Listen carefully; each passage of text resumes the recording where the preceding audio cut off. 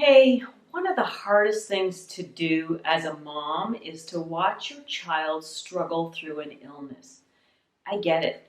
I've been a mom for quite a few years now, and because of that, I've gained some incredible experience and wisdom that I'm going to share with you today. And not just today, but in some future episodes. So I'm going to start doing Mummy Chronicles periodically. So make sure you ring the bell and subscribe so you don't miss out on another one of these amazing episodes. This week, what I'm going to share with you is what I've learned about general illnesses that our children go through and actually need to go through, and what the greater purpose of those illnesses are, not just on a physical level, but a mental, emotional, or soul spiritual as well for your child, and how you can help them get through them as gracefully as possible.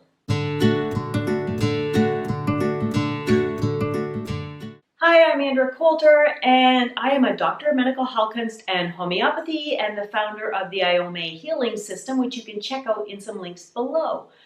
But I'm also a mom, and I've been a mom for 24 years now. And as a mom, we want to do everything that we can to keep our kids safe and healthy. I get it. And for myself, because of my own journey in life, I prefer to do things as natural as possible. I try to avoid all kinds of toxic medications and drugs as much as I can. And I, feel good that I've raised my kids to be 21 and 24 without any use of any conventional meds. Now, there's been the odd Advil here and there for tooth pain or something like that. But honestly, I can count it on one hand. I'm just saying I've worked really actually hard to gain this kind of knowledge and this experience and to persevere and go through it, because when your little one is really sick and struggling, it's darn hard not to just go grab an Advil and go, I just want to get rid of the pain immediately. Because there's a greater and bigger reason why your child is struggling with their health. And if you keep suppressing and masking and hiding the problem, it's only going to keep getting bigger and bigger or deeper and deeper, which could be worse in the long run.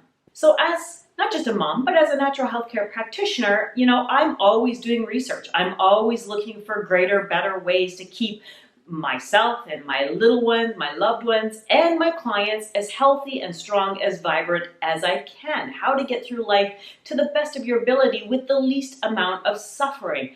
That's what we all want. And in doing so, I came across some really interesting information about childhood illnesses and what it actually means for that individual to go through those illnesses. How it not only strengthens their physical body, but their soul spiritual being as well. We all know we have to get sick to build our immunity. Nothing new there. Coughs and colds, bit of fever here and there, aches and pains, just general, the whole eat a pound of dirt kind of thing. I don't know if you've ever heard that, but when we were growing up, it was, let your kids eat dirt because it helps build and strengthen their immune system. And I have a picture of my son just covered in mud. He seems to have survived okay. But I get it. When they really get sick and they're struggling, it's not fun. It's scary, and we get concerned, especially when it's your first child. And whether you choose to go all natural like me, or you reach for that Advil, or go to the doctor and get a medication, I get it. I get it in all ways. I really, really do. As a mom, I completely understand. We want them to just be healthy. However, it's important that we look at the whole aspect and we help them to overcome it in a bigger, greater way so it actually strengthens them on all levels. And we want to make sure when they do get sick that we don't get caught up in the fear and the panic, that we can bring ourselves down, maybe reach out to someone for some guidance and some help so that we feel, okay, I got this, I can do it, it's okay, they will get through this, think positively, do anything and everything that I can in my power to help them overcome it. That's what we do as moms. I know it's hard to make a rational decision when you're fearful and worried, which to a large degree is why I've made my Iome healing kits. Is I've taken my 35 plus years of personal and professional experience and sunk them into every one of those kits. It's not just about the remedies that you get, it's about the whole workbook. It's about looking at the whole dynamic behind why that child is struggling and all the different ways that you can help them naturally to really overcome this. So remember, check out my links below. But for now, let's go over my checklist. So over the years, I've created a checklist to remind myself when my child gets sick, what to go through. So this might be a good thing for you to do. We actually, in another video, I talked about when your child gets a temperature, keeping track of their temperature even when they're normal is really important, so that when they do get sick, you can kind of monitor and see how really where they're at. Are they getting worse? Are they getting better? Are they just stabilizing? Is this okay? That kind of thing. So that's on my checklist for sure. But what I do is get a little book that like we did and have like a little journal available for just kids stuff. Every time they go through something, write it in there so that you keep track of what's working, what isn't working, what worked that time, and so on. So grab yourself a journal and let's go through these tips. So of course, first of all, really look at their symptoms. What is it that they're struggling with right now? And if you can, do a personal diagnosis. I mean, you've been through health and life, you know kind of what a flu looks like, or a gastric issue looks like, or diarrhea, or are they just teething, or there's so many variables going on. But what is your intuitive and personal take on what is going on? What are their symptoms in particular, so that you can start researching what helps those particular symptoms. So start making a list when they're starting to come down with stuff.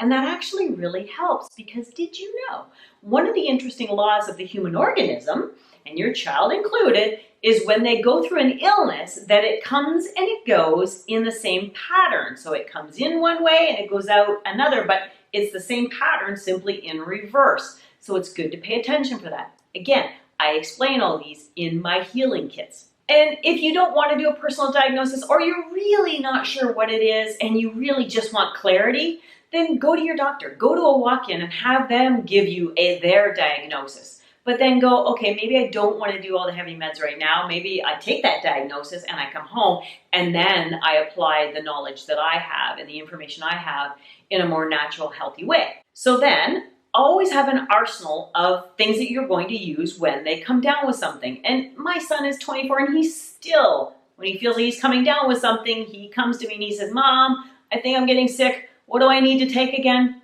So we go through the list. My standards are always vitamin D, probiotics, extra vitamin C, or antioxidants if it's a virus, anything to boost the immune system. There's specific herbs that really help to boost the immune system. And you got echinacea and golden seal and oregano oil. If you can get them to take it. Most kids will not take oregano oil.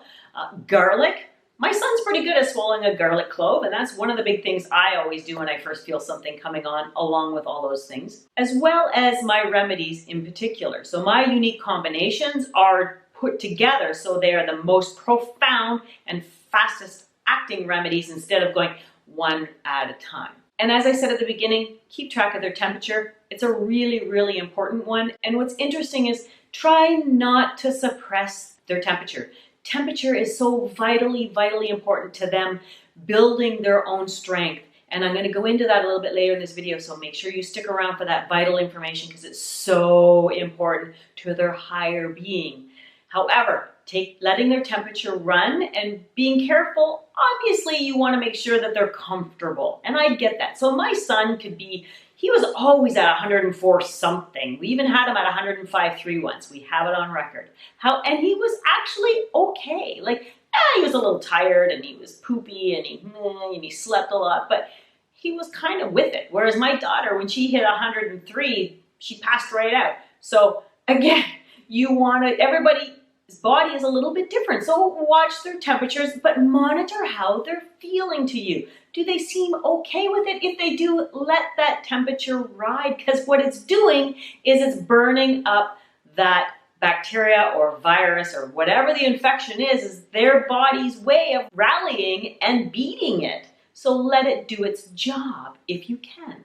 So then again, as you gain more knowledge, and maybe you've used my remedies, or even just look for some specific books on natural remedies, or Google it, or whatever, simple homeopathy, whatever you want to use, lemon and honey and for sore throat and all those great things, they all do work. And you'll find what really works the most for your kids as you go along. You find those neat things that, oh, that really worked for that child. But beware, it doesn't always work for both. I certainly learned that in my experiences, that what worked for one sometimes didn't work for the other, and vice versa. But find those things that do, and then always have them on hand or have them in a note to remind yourself that, oh yeah, when Jesse's feeling this, I give him that. When Summer's feeling this, I give her that.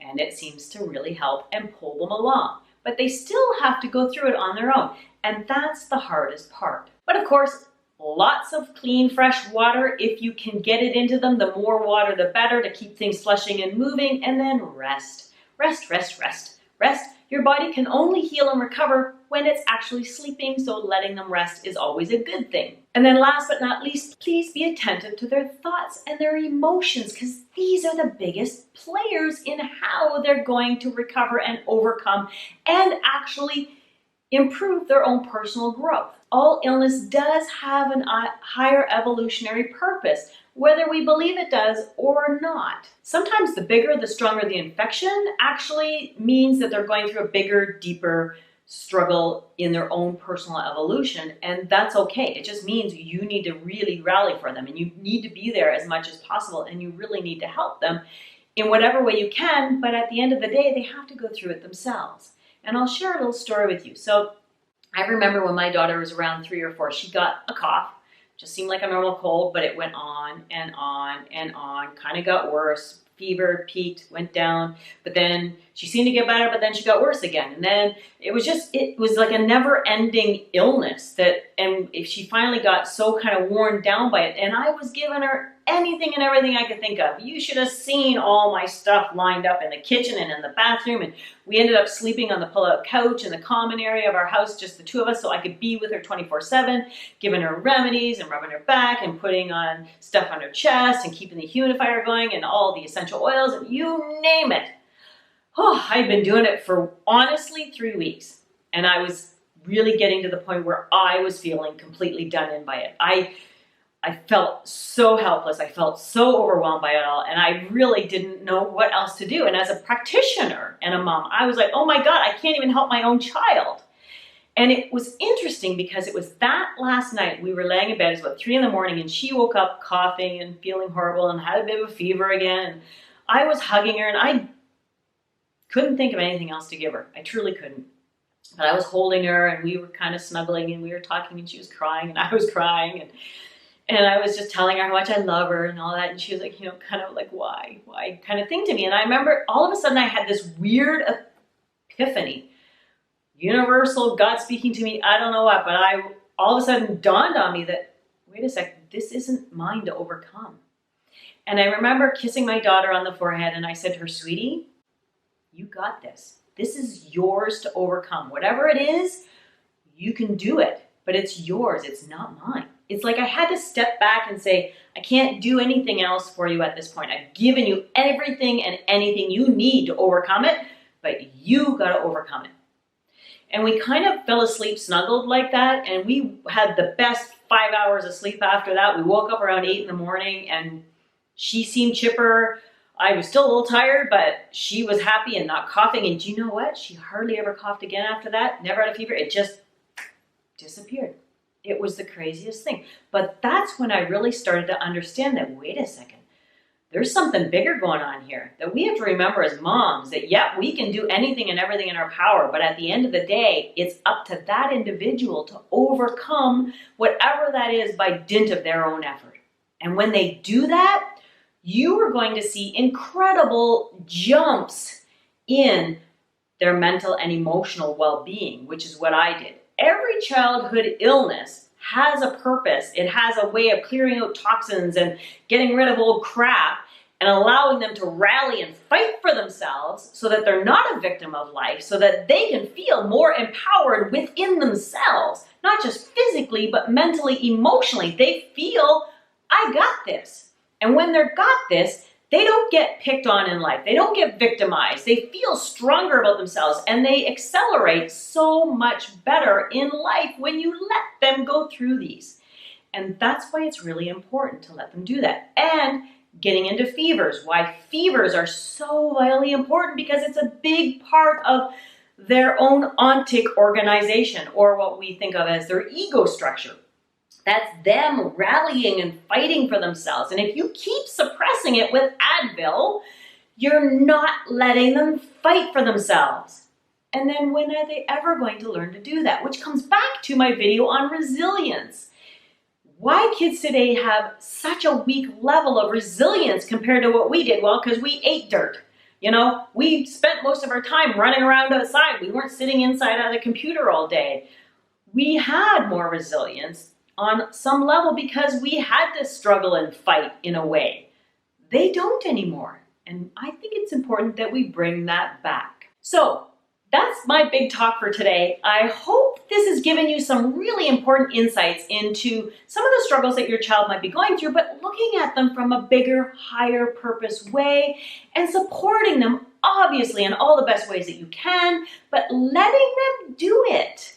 Let them rally. Let them fight for themselves. Teach them how to do that, and you will have a strong, more resilient, by far healthier whole individual on your hands.